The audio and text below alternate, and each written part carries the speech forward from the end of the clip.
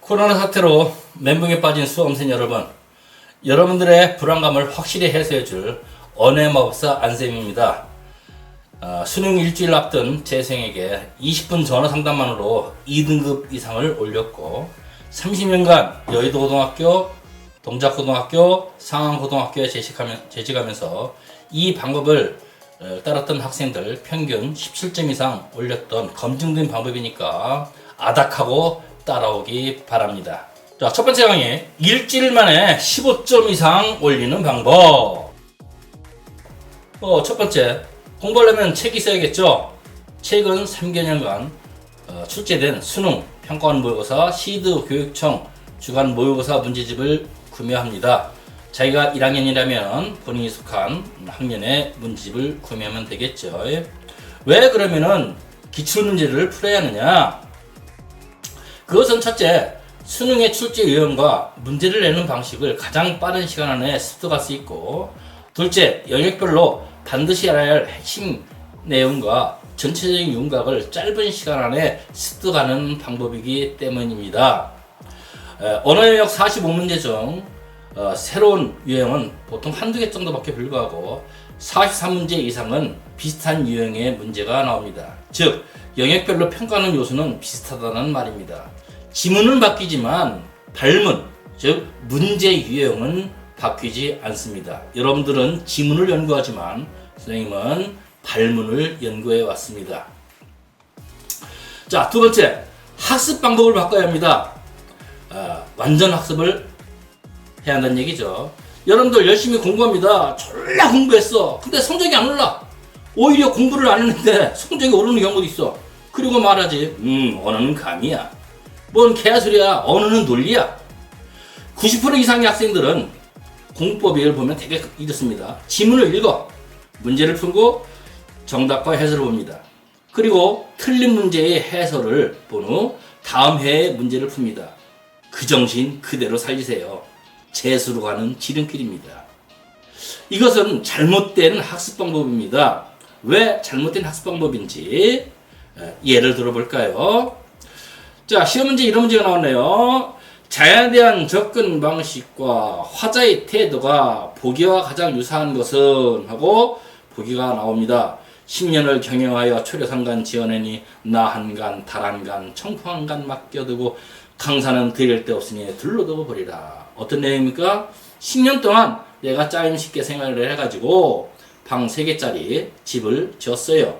방이 3칸이니까 나는 안방, 달은 건넌방, 청풍, 맑은 바람은 문간방에 들여놓고, 방이 3개니까 강산은 드릴 게 없네요. 그러니까 병군처럼 둘러두고 보겠다는 얘기입니다. 인간과 자연이 한 집에서 사는 거예요. 다른 말로 모라일체, 물심이려 자연의 동화를 이야기를 한 겁니다. 그래놓고 오디션단을 줍니다. 첫 번째, 국화야 너는 왜 3월 동풍 다 보내고 낭만한 채 내 홀로 피했느냐. 이런 식으로 해서 이제 5개를 줬다고 봅시다. 자, 자연에 대한 태도는 크게 4가지로 나뉘어져요. 첫째, 자연의 도피. 현실의 삶이 어려워서 자연으로 눈을 돌리는 거죠. 대표적인 것이 청산별곡을 예를 들 수 있어요. 두 번째, 자연을 예찬하고 자연에 몰입하는 겁니다. 자연이 너무 아름답다는 얘기입니다. 요즘 얘기하면은 What a wonderful world, 판타스틱하다는 얘기예요. 본문에는 뭐로 나오죠? 판타스틱이란 말 대신 무릉이 어디매요, 나는 인간이라, 별이 천지 비인간이라, 인간 세계가 아니다, 이런 표현이 나옵니다. 이런 표현이 나오면은 자연의 예찬과 몰입이라고 할 수 있어요. 세 번째, 자연을 예찬하고 자연에서 교훈을 얻는 겁니다. 자연이 멋있는데 감상하고 즐기는 데서 나가서 인간이 지녀야 할 도덕적, 윤리적 교훈을 얻는 겁니다. 그리고 마지막 4번째, 자연의 동화. 이걸 물화일체, 물심이력, 주객일체라는 말도 바꿔요. 인간과 자연이 교감하는 것으로 자연을 친구나 아내로 삼는 것과 같이 자연과 교류하는 것입니다. 자, 그럼 이 자연의 태도 4가지를 오디선다에 한번 적용해 볼까요? 자, 첫 번째, 국화야 너는 왜 3월 동풍 다 버리고 나무관천에 내 홀로 폈느냐. 아마도 오상거들은 너뿐인가 하노라.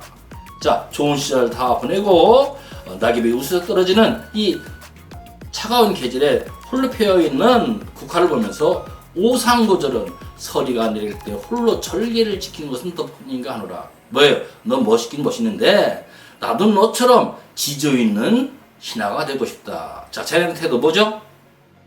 맞아요. 이거는 자연에서 교훈하는 겁니다. 2번 사라리 사라렸다. 이건 뭐라고 썼죠? 자연의 도피라고 했습니다. 3번 두리산 양단수를 예듣고 이제 보니 도왔던 맑은 물에 산영주차장에 서라 아이야 무릉이 어디요 나는 인간오라. 자, 두리산 지리산에 쌍계 계곡이 있는데 아름답다는 말을 예전에 듣고 내가 시간 내서 놀러 왔어.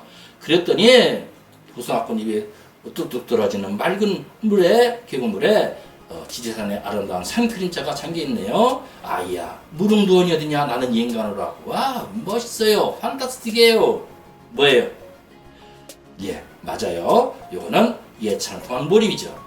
네 번째, 청산은 어찌하여 망고에 푸르며 유수는 어찌하여 주의 그띠 아니는 거 우리도 그치지 말고 만구상청하리라. 자, 변치 않는 청산과 흐르는 물을 보면서 우리도 그치지 마라. 너를 본받아서 학문 수행에 정진하겠다는 얘기죠. 예찬을 통한 교훈입니다. 마지막, 연잎에 발사들고 반찬이란 장만 마라. 청양이면 써이노라. 약사이를 가져오냐 무심한 백구는 내 전문가 제 전문가. 맨 마지막, 아무 사심이 없는 흰 갈매기는 내가 저를 따르는 건지 제가 나를 따르는지 모르겠다. 인간과 자연이 서로 뭐예요? 교감을 하고 있죠. 그러니까 뭐예요? 이거는 물화일체 자연 친화입니다. 자, 그래서 보기가 강사는 들을 데 없으니 둘러버리라. 자연 친화라고 했어요. 그러면 자연 친화를 이야기한 것은 몇 번이죠? 5번입니다. 그래서 여러분들이 자연에 대한 태도는 네 가지가 있는데 1, 2, 3, 4, 5번 즉 1번은 교훈, 2번은 도피, 3번 몰입, 4번 교훈, 5번 뭐죠? 예, 자연친화. 그래서 답은 5번이다. 이렇게 오선다를 분석해서 맞은 것이 아니라 대부분의 학생들은 뭐라고 딱 꼬집었어 말을 할 수 없지만 왠지 그죠? 1번, 3번은 1, 2번은 아닌 것 같아. 그리고 3, 4, 5번 가지고 고민을 하고 찍어요. 그리고 맞았죠. 그래 놓고 정답 해석을 보지 않습니다. 자, 자연에 대한 태도는 고전문학에서 중시하는 개념이고 자주 출제되는 문제입니다. 중위권 학생들은 개념대면 이해가 정확하지 못하기에 왠지 2, 3번은 아닌 것 같고 1, 4, 5번 문제를 갖고 고민하다가 5번을 찍고 맞췄다고 좋아합니다. 이번에는 이번 모의고사에서는 자연 친화를 물었지만 수능에서는 자연의 몰입이나 교훈을 묻는 문제로 나오면 다시 두세 문항에서 고민하다가 찌는 행동을 반복합니다. 문제집을 많이 풀어도 성적이 오르지 않는 것은 잘못된 학습 방법 때문입니다.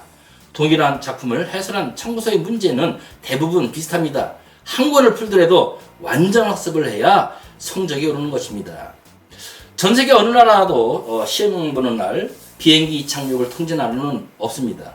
우리나라 수능만 비행기 이착륙을 통제하죠. 수능은 영역별로 핵심 예형을 묻고 논란의 여지가 없어야 합니다. 잘못 내면 소송을 걸고 난리가 나기 때문입니다. 수능 기출문제를 푼다는 것은 영역별로 중시되는 핵심 개념을 습득하는 가장 빠른 방법입니다. 따라서 가장 중요한 학습 방법, 완전 학습, 맞은 문제라도 해설을 숙지하여 오지선다의 내용을 정확히 이해하고 자기의 지식으로 내면화하는 학습 방법을 실천해야 합니다. 그리고 문제를 풀 때 세 번째, 영역별로 몰아서 풀어옵니다. 이걸 선택과 집중 전략이라고 합니다. 이 선택과 집중 전략은 영역별로 전체적인 윤곽과 배경 지식을 짧은 시간에 습득할 수 있는 방법입니다. 영역별로 하루 2시간, 10일 정도 투자하면 4, 5등급 기준 평균 17점 이상 올라가는 놀라운 기적이 일어났었습니다.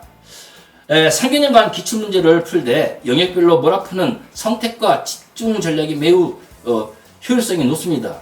3년간 기출문제들은 문제점 평균 17회 분량인데 문법 영역을 몰아풀면 약 80문제고 이 중에 사이설이나 높임법 등은 평균 2, 3회 반복되고 두 번째 공부 방법인 완전 학습을 하면 어떤 식으로 문제를 내고 출제자가 어떤 식으로 함정을 파는지 출제자의 영업상 비밀을 알 수 있는 겁니다.